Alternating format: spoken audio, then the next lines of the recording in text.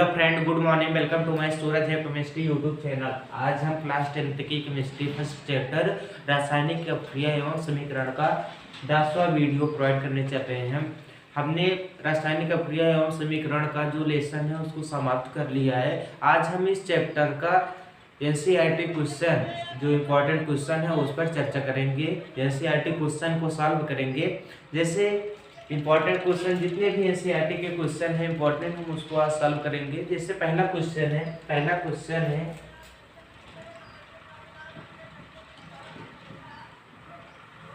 जैसे पहला क्वेश्चन है कि H2 प्लस Cl2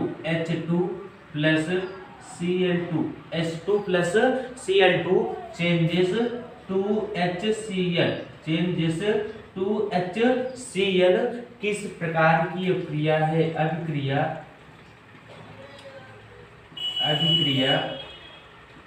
किस प्रकार की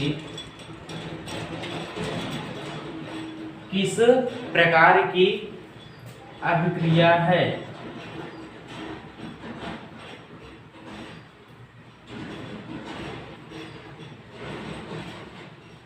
क्या है क्वेश्चन कि H2 plus Cl2 changes to HCl अभिक्रिया किस प्रकार की अभिक्रिया है?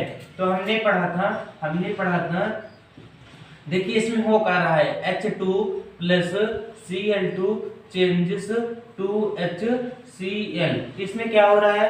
इसमें देखिए अभिकारी पदार्थों की संख्या कितनी है? 2 है। कितनी? 2। हाइड्रोजन गैस है और क्या है? क्लोरीन गैस है। ये दोनों आपस में क्या हो रहे हैं? संयुक्त होकर के, जुड़ करके एक उत्पाद का निर्माण कर रहे हैं। तो यह कौन सी क्रिया होती है? संयोजन या योगात्मक क्रिया। वह क्रिया जिसमें एक या एक से अधिक अभिकारी पदार्थ केवल एक ही उत्पाद का निर्माण करते हैं, कौन सी क्रिया कहलाती है? संयोजन या योगात्मक क्रिया। तो यह क्रिया किस प्रकार की क्रिया है? संयोजन या योगात्मक क्रिया है। लिखेंगे कैसे? H2 plus Cl2 changes to HCl। इस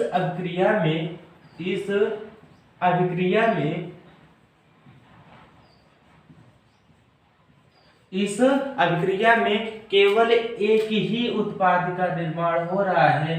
केवल एक ही उत्पाद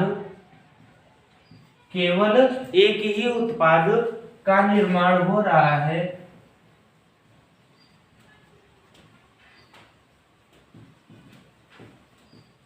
केवल एक ही उत्पाद का निर्माण हो रहा है। अतः यह अभिक्रिया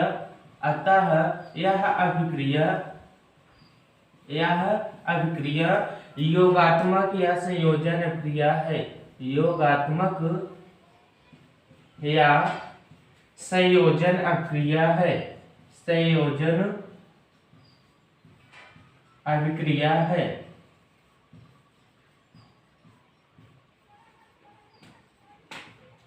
कौन सी क्रिया है? संयोजन या योगात्मक क्रिया है। हम संयोजन या योगात्मक क्रिया का डिफिनेशन क्या पढ़े थे? वह क्रिया जिसमें एक से अधिक अभिकारी पदार्थ जुड़ करके केवल एक ही उत्पाद का निर्माण करते हैं, संयोजन या योगात्मक क्रिया कहलाती है। तो इस क्वेश्चन का आंसर क्या होगा? यह किस प्रकार की क्रिया है? संयोजन या योगात्मक क्रिया है। दूसरा क्वेश्चन है,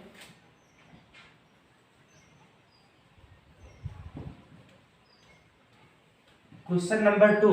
वायु में जलाने से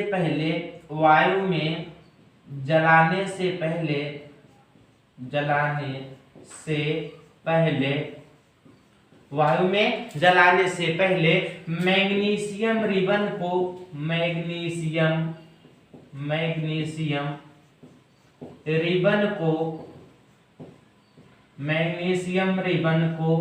रेगमाल से साफ क्यों किया जाता है? रेगमाल से साफ क्यों किया जाता है?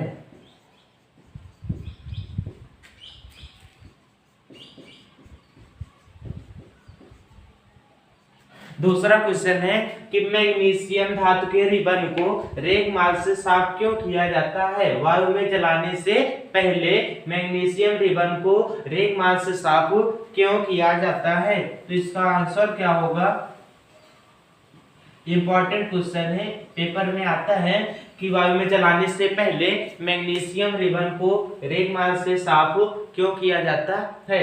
तो मैग्नीशियम रिबन मीन्स होता है धागा। क्या होता है? धागा। तो मैग्नीशियम धागे को जब वायुमंडल में हम रख देते हैं तो क्या होता है, उस पर नमी, कार्बोनेट तथा ऑक्साइड की परत उस पर क्या होती है, जम जाती है, जिसके कारण वो जलने में क्या होता है, असुविधा होती है।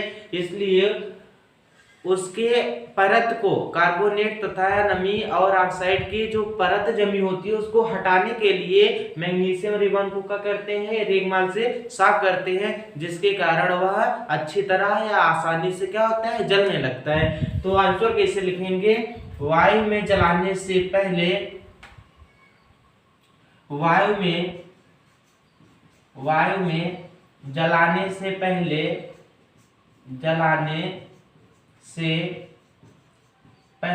वायु में जलाने से पहले मैग्नीशियम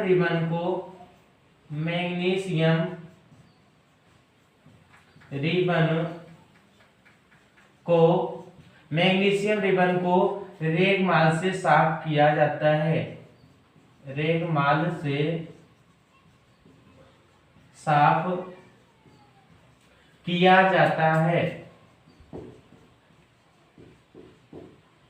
क्योंकि रेगमाल से साफ किया जाता है क्योंकि वायु में रखे मैग्नीशियम धागे पर, मैग्नीशियम धागे पर, रिबन मीन्स होता है धागा, मैग्नीशियम धागे पर क्या होता है, जब वायु में रखा रहता है मैग्नीशियम का रिबन या धागा तो क्या होता है, मैग्नीशियम धागे पर नमी तथा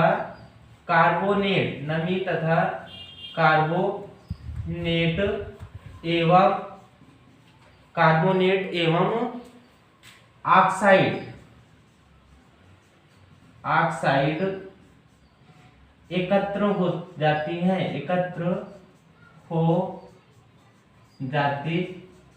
एकत्र हो जाती हैं किस पर, मैग्नीशियम धागे पर। क्या, नमी, कार्बोनेट एवं ऑक्साइड वायुमंडल में जो उपस्थित हैं उनकी परतें क्या होती है, एकत्र हो जाती है, जिसके कारण जलने में असुविधा होती है। इसलिए अतः रेगमाल से साफ करने पर,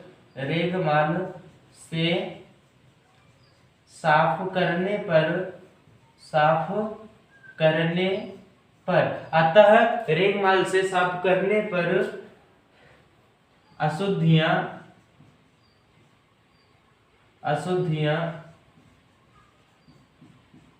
हट जाती हैं।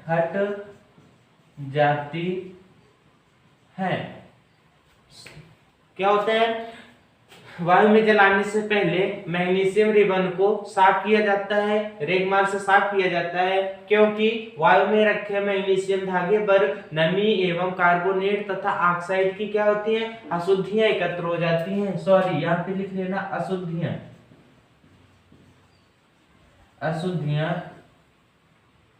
एकत्र हो जाती हैं। अतः रेगमाल से साफ करने पर अशुद्धियां हट जाती हैं, जिससे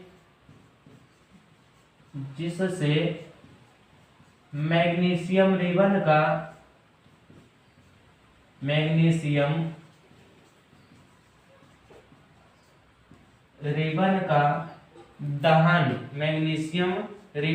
दहन आसानी से हो जाता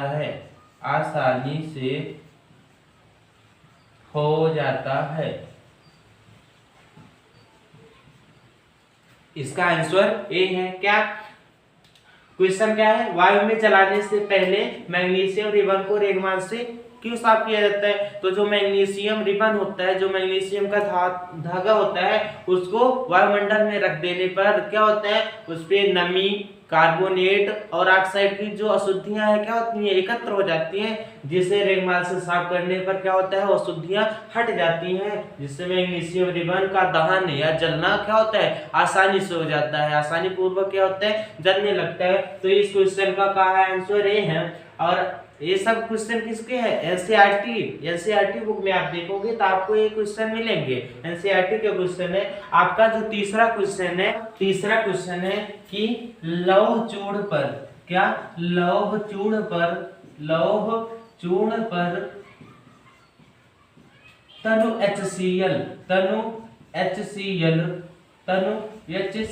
HCl क्या है, हाइड्रोक्लोरिक अम्ल। तनु HCl डालने पर क्या होता है,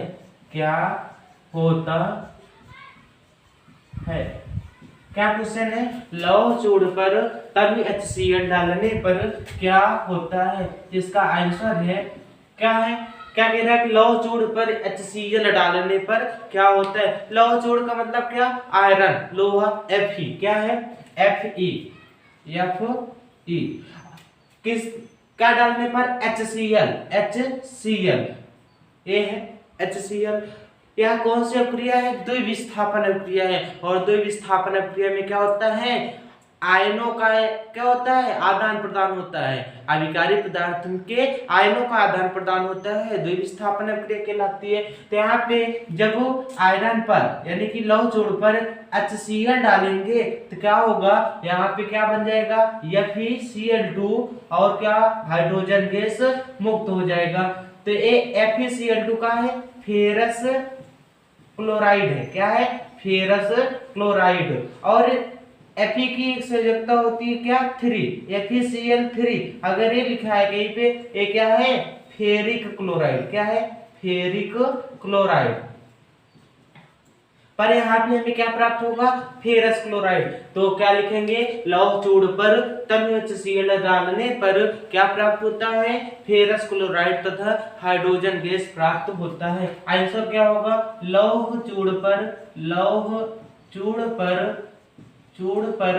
तनु HCl डालने पर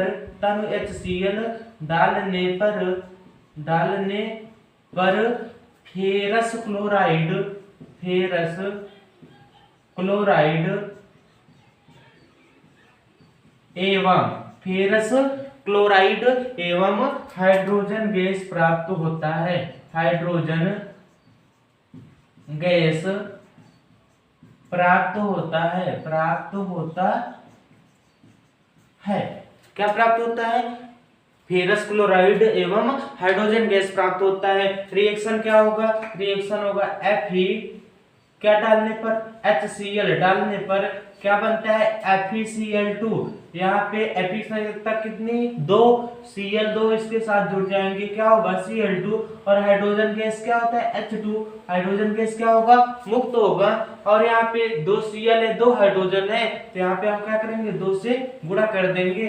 और यही क्या है, रिएक्शन है किसका, लौह चूर्ण पर तनु HCl डालने पर फेरस क्लोराइड, क्या है, फेरस क्लोराइड।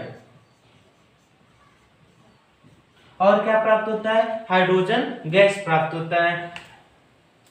गैस का जो सिंबल होता है, एरो होता है, किस दिशा में होता है, ऊपर की दिशा में। अगर ऊपर की दिशा में लगा है तीर तो क्या होगा, गैस मुक्त हो रही है, जैसे आपका और सिंबल है, जैसे क्या, अगर नीचे ऊपर की ओर है क्या होगा, गैस मुक्त होगा, गैस मुक्त होगा।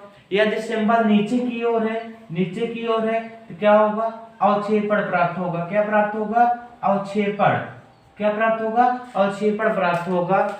यदि सिंबल ऐसे है, ऐसे एक ही दिशा में तीर है, क्या होगा, अनुत्क्रमणीय क्रिया होगी। कौन सी क्रिया होगी, अनुत्क्रमणीय क्रिया होगी।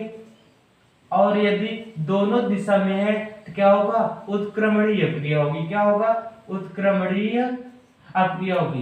यदि सिंबल क्या है, एरो ऊपर की दिशा में है तो गैस मुक्त होता है, नीचे की दिशा में हमें अवक्षेपण प्राप्त होता है, दर्पण प्राप्त होता है।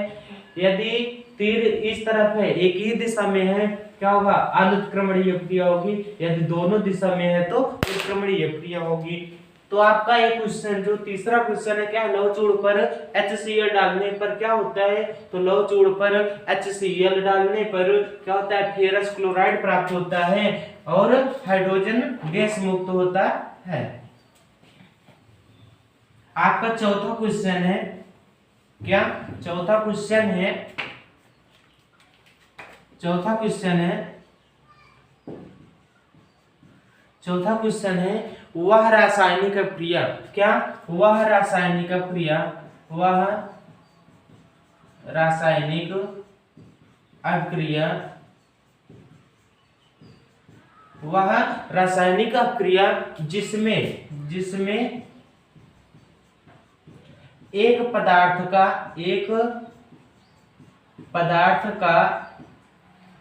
उपचयन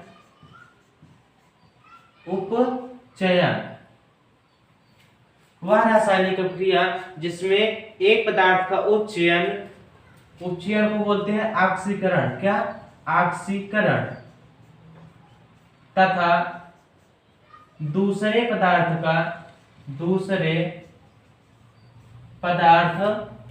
का अपचयन होता है, उसे क्या कहते हैं?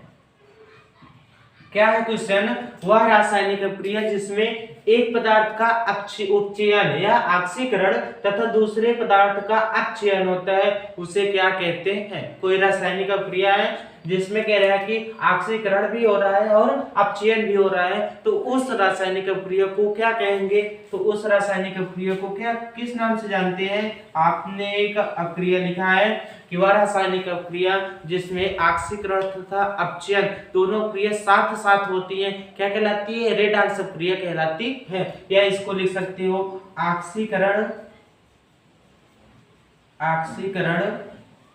अपचयन क्रिया, क्या? ऑक्सीकरण अपचयन क्रिया, या इसी को बोलते हैं क्या? रेडॉक्स क्रिया, क्या? रेडॉक्स अक्रिया। ये तो कह रहा है कि वह रासायनिक क्रिया जिसमें एक पदार्थ का उपचयन यानी कि ऑक्सीकरण हो रहा है तथा दूसरे पदार्थ का क्या हो रहा है? अपचयन, उसे क्या कहते हैं? तो कह रहा है वह रासायनिक क्रिया, उसमें क्या हो रहा है? दोनों ऑक्सीकरण भी हो रहा है और अपचयन भी हो रहा है। तो जब दोनों क्रिया साथ होती हैं ऑक्सीकरण और अपचयन की, तो क्या कहलाती है? रेडॉक्स क्रिया या ऑक्सीकरण अपचयन क्रिया। तो इस क्वेश्चन का आंसर क्या है? ए है। अगला क्वेश्चन है, पांचवा क्वेश्चन है कि भोज्य पदार्थों में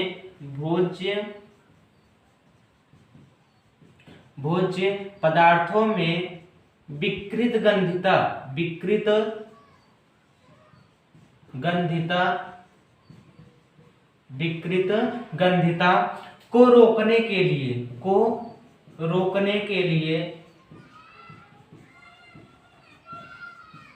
भोज्य पदार्थों में विकृत गंधिता को रोकने के लिए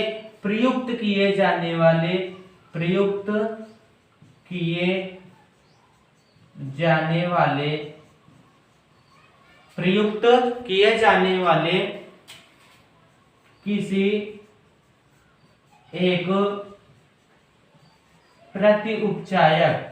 एक प्रतिउपचायक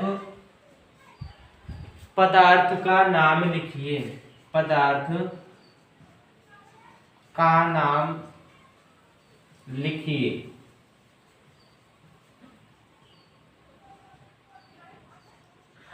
क्वेश्चन क्या है आपका? क्वेश्चन है कि भोज्य पदार्थों में विकृत गंधिता को रोकने के लिए प्रयुक्त किए जाने वाले किसी एक उपचायक पदार्थ का नाम लिखिए। तो हमने विकृत गंधिता में पढ़ा था कि विकृत गंधिता को रोकने के लिए क्या एक किस गैस का उपयोग करते हैं? नाइट्रोजन गैस का उपयोग करते हैं। लेकिन यहाँ पे क्या पूछा है? पूछा है कि किसी एक प्रतिउपचायक पदार्थ का नाम। क्या? प्रतिउपचायक पदार्थ का नाम। तो प्रतिउपचायक पदार्थ का नाम क्या है? वह प्रतिउपचायक है, क्या है? BHA। क्या है? BHA। तो भोज्य पदार्थों में विकृत गंधता को रोकने के लिए प्रयुक्त किए जाने वाले BHA उपचायक का प्रयोग किया जाता है। ये क्या है? एक प्रतिउपचायक पदार्थ है BHA। अब आप सोचते होंगे कि BHA का नाम क्या है? तो BHA का नाम है ब्यूटिलेटेड। बी से क्या है? Butylated, butylated. H से क्या है? हाइड्रॉक्सी। क्या है? Hydroxy, hydroxy. क्या है? Butylated hydroxy. ए से क्या है? एरिसॉल। क्या है? एरिसॉल। क्या है? BHA एक प्रतिउपचायक पदार्थ है जिसका उपयोग हम विकृत गंधता को रोकने के लिए किया जाता है। यदि पूछ ले कि विकृत गंधता को रोकने के लिए किस गैस का उपयोग किया जाता है, तो वह गैस क्या होगा? नाइट्रोजन गैस होगा। और यहाँ पे प्रतिउपचायक क्या है? BHA है, जिसका नाम क्या है? ब्यूटिलेटेड हाइड्रॉक्सी एरिसॉल का उपयोग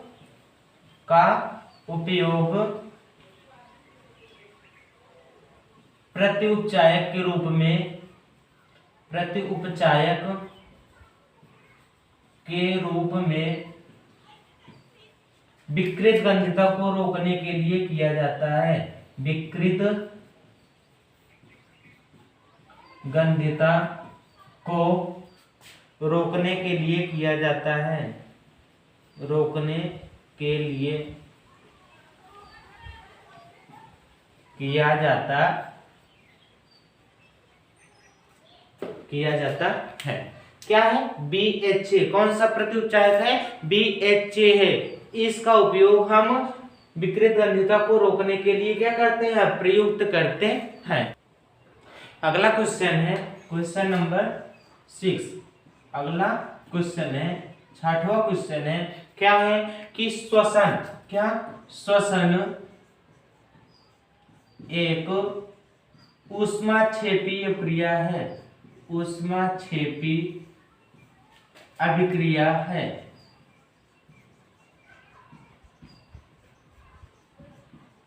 क्या है? श्वसन एक ऊष्माक्षेपी अभिक्रिया है। इसका आंसर क्या होगा? तो आपने ऊष्माक्षेपी अभिक्रिया में पढ़ा था, ऊष्माक्षेपी अभिक्रिया में अच्छी तरह पढ़ा था। क्या पढ़ा था? कि ऊष्माक्षेपी अभिक्रिया जो होती है, ऊष्माक्षेपी अभिक्रिया में क्या होता है? श्वसन क्या होता है? जब हम सांस लेते हैं श्वसन, तो क्या होता है? जो ग्लूकोज होता है वो क्या होता है? कार्बन डाइऑक्साइड गैस और जल और क्या ऊष्मा में चेंज हो जाता है, यानी कि ऊर्जा में चेंज हो जाता है। तो क्या श्वसन एक ऊष्माक्षेपीय क्रिया है। क्यों? क्योंकि जब ऑक्सीजन ग्रहण करते हैं हम, तो जो ग्लूकोज होता है, जो फ्रक्टोज होता है, वो क्या होता है? कार्बन डाइऑक्साइड गैस में और किस में? जल में तथा ऊष्मा में या ऊर्जा में क्या होता है? परिवर्तित हो जाता है। तो इसलिए यह आता है श्वसन एक ऊष्माक्षेपीय क्रिया कहलाती है। तो इसका आंसर आप लिख सकते हो कहां से? ऊष्माक्षेपी अभिक्रिया के एग्जाम्पल से। अगला क्वेश्चन है क्वेश्चन नंबर 7। अगला क्वेश्चन है क्या है कि अवक्षेपण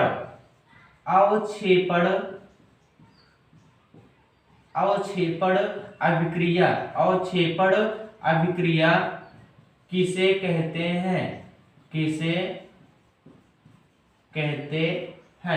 अवक्षेपण अभिक्रिया किसे कहते हैं? आप पहली बार सुन रहे होंगे कि अवक्षेपण अभिक्रिया। तो हमने बहुत सी अभिक्रिया पढ़ी है, लेकिन अवक्षेपण अभिक्रिया नहीं पढ़े हैं। तो अवक्षेपण अभिक्रिया क्या होता है?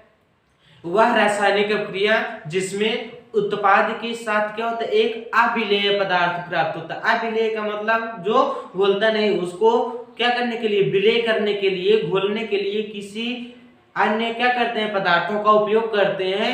तो ऐसा उत्पाद हमें प्राप्त होता है जो अवक्षेपण के रूप में एकत्र हो जाता है, और यही अभिक्रिया क्या कहलाती है? अवक्षेपण अभिक्रिया कहलाती है। क्या होगा क्वेश्चन है, वह रासायनिक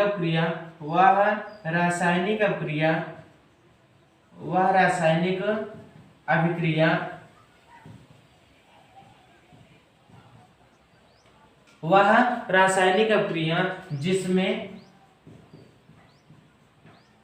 जिसमें उत्पाद के रूप में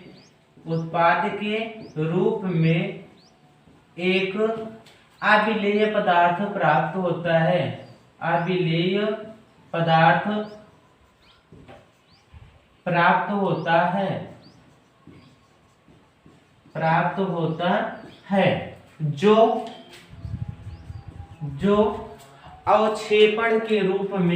जो अवक्षेपण के रूप में एकत्र हो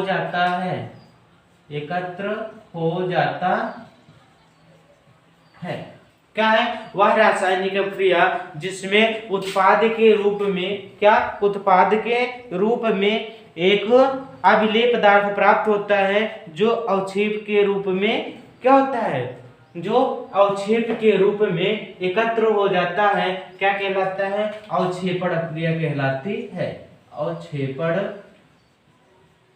अभिक्रिया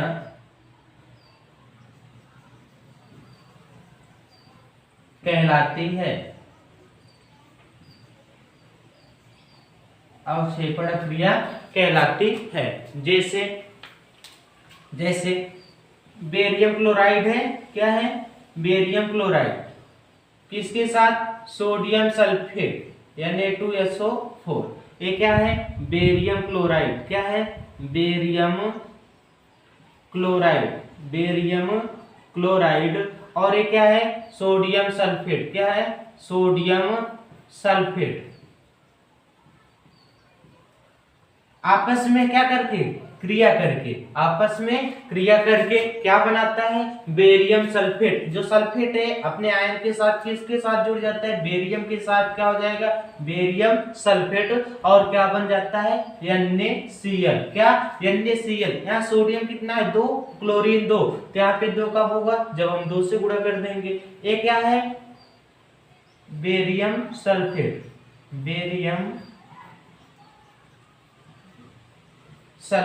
और एक है सोडियम क्लोराइड। क्या है? Sodium chloride. तो ये जो बेरियम सल्फेट है, ये क्या है? अभिलेय पदार्थ है। क्या है? अभिलेय पदार्थ है। अवक्षेप के रूप में प्राप्त होता है, अवक्षेपण के रूप में प्राप्त होता है। तो ये क्या कहलाएगा? कौन सी अभिक्रिया कहलाएगी? अवक्षेपण अभिक्रिया कहलाएगी। और ये क्या है? अभिलेय पदार्थ है। कैसा पदार्थ है? अभिलेय पदार्थ है।